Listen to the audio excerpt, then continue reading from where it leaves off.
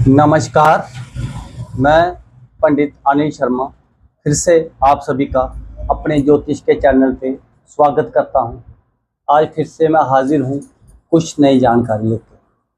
मैं आप सबको बता दूं कि अभी 2 दिन पहले भगवान सूर्य जी ने अपना राशि परिवर्तन किया है। अपनी मूल त्रिकोण राशि से वो सिंह राशि से भ्रमण करते हुए अब वो कन्या राशि में प्रवेश कर चुके हैं। जैसे जैसे वो कन्या राशि में अपना भ्रमण करेंगे या इस राशि में रहेंगे तो 15-20 दिन के बाद वो नीच अभिलाषी भी हो जाएंगे। कि कहने का अभिप्राय ये है कि अगले महीने के 16 या 17 अक्टूबर को वो तुला राशि में जाएंगे। जब वो तुला राशि में जाएंगे तो वो नीच के हो जाएंगे। सूर्य क्या है? हमारा पिता के कारक है, हमारे आँखों के, आत्मा के और आत्म कारक। सूर्य जिसका बलि होगा वो इंसान जो है वो अपने फैसले, अपना जीवन को चलाने के लिए वो खुद सामर्थ्य रखता है। तो वो छोटी उम्र में ही उसका दिल जो है वो बड़ा होता है, अच्छे काम करता है और वो अपने जीवन के निर्णय जो है वो खुद लेता है। सूर्य हमारा गुरुजन, जो गुरु का आशीर्वाद है वो भी है। हमारी आंखों का, उच्च पद्धति का, मान सम्मान का कारक भी सूर्य को ही माना जाता है।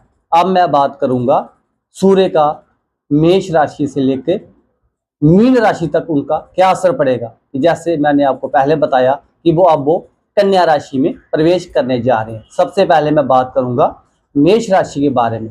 मेष राशि के बारे में बता दूं तो सूर्य जो है वो षष्ठम भाव में जा रहे हैं। कहने का अभिप्राय यह है कि वो आपकी कुंडली में वो 6वें घर में आ रहे हैं। छठा घर हमारा किसका है? रोग, रिपु, ऋण का। तो हो सकता है आपके जो शत्रु है वो सक्रिय हो, लेकिन आपको वो कुछ भी नहीं बिगाड़ सकते। आपको अच्छी अच्छी अपॉर्चुनिटीज मिलेंगी, अच्छे अच्छे अवसर मिलेंगे, आपको कोई कार्य क्षेत्र में आपकी वृद्धि होगी।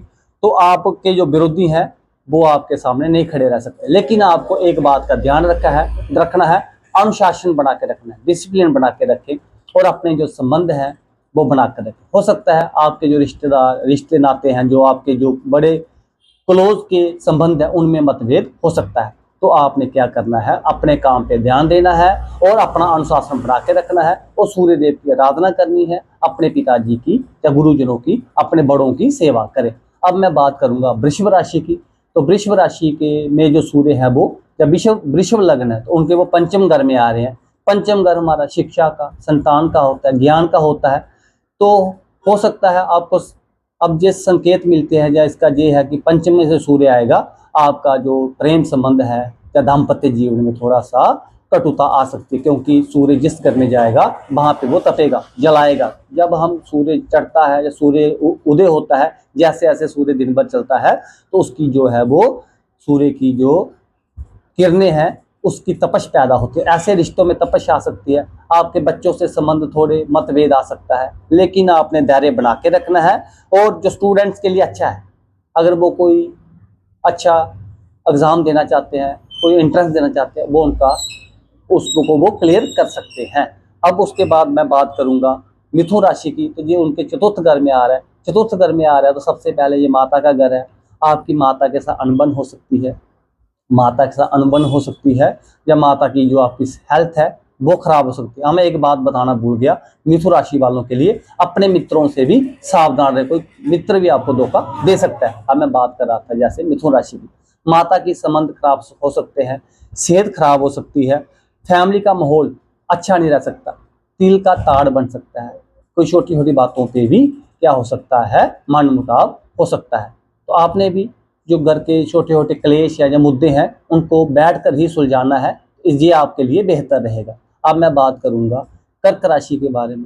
कर्क राशि में जो तीसरे घर में आ रहे हैं तो आपके नए मित्र बन सकते हैं, मित्रों से सुख मिल सकता है, जहाँ आपका भाग्य आपका उदय या भाग्य आपका साथ दे सकता है। उसके बाद अगर मैं बात करूं कर्क राशि वालों के लिए, तो अगर आपकी भाई बहनों से दूरी है तो वो भी थोड़ी कम हो सकती है।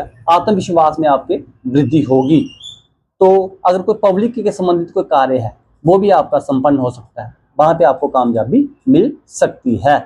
तो आपने इस चीज़ का ध्यान रखना है। तो आपके गला या पैर की दर्द, कंधे में दर्द की संभावना हो सकती है। तो उसके बाद मैं बात करूँ सिंह राशि की, तो उनके दूसरे घर में आ रहे हैं। सबसे पहले तो अपनी जो वाणी है उसको उग्र नहीं रखना। घर में जो भी आपका कोई क्लेश है या जो भी है, बैठ के सुलझाना, अपने बड़ों की सलाह लें। जहाँ पे ये है, अगर आप कोई बिजनेस करते हैं, उसका विस्तार करना चाहते हैं, जब बड़े बड़े कंट्रैक्ट लेना चाहते हैं, इसमें आपको ये मदद मिल सकती है। लेकिन विशेषता अपने फैमिली मैटर्स जो है उनको आपने प्यार से ही सुलझाना है। आपके घर में सुख शांति आए, इसके लिए आपने भगवान सूर्य की प्रार्थना करनी है या उनकी आराधना करनी। अब बात कर कन्या राशि।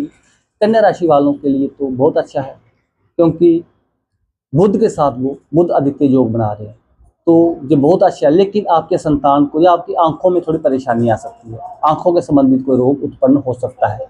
उसके बाद अगर मैं बात करूं, मान सम्मान में वृद्धि, आपके बातचीत का ढंग, आत्मविश्वास में वृद्धि होगी, आपके हर काम बनेगा। कोई उच्च अधिकारी से कोई काम करवाना है वो भी आप करवा सकते हैं।